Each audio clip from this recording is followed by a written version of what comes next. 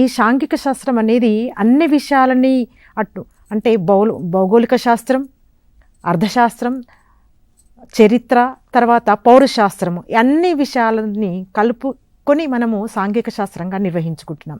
కాబట్టి విద్యార్థులు తమ దైనందిన జీవితంలో జరిగే అన్ని సంఘటనలు కూడా ఈ సాంఘిక శాస్త్రానికి మేళవింపుగానే ఉంటాయి.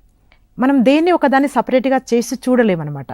కాబట్టి ఈ సాంఘిక శాస్త్రం అనేది ఒక విద్యార్థి రేపు పెద్దగైన తర్వాత ఈ రోజుటి బాలలే రేపటి పౌరులు అనుకుంటున్నాం. కాబట్టి మనము రేపటి పౌరులుగా ఒక మంచి జీవనాన్ని కొనసాగించాలంటే, ఒక మంచి పౌరునిగా తమ యొక్క బాధ్యతల్ని, విధుల్ని నిర్వహించడం కోసం, తన జీవితం కూడా పరిపూర్ణంగా జీవించడం కోసం, ఒక భారతదేశంలో మంచి పౌరునిగా బతకాలంటే సమాజంలో ఎటువంటి వైఖరుల్ని, ఎటువంటి అభిరుచుల్ని తను పొందాలనో తెలియజేయడం కోసం కూడా మనం సాంఘిక శాస్త్రాన్ని బోధనా విభాగాల్లో ఒక విభాగంగా తీసుకుంటున్నాము.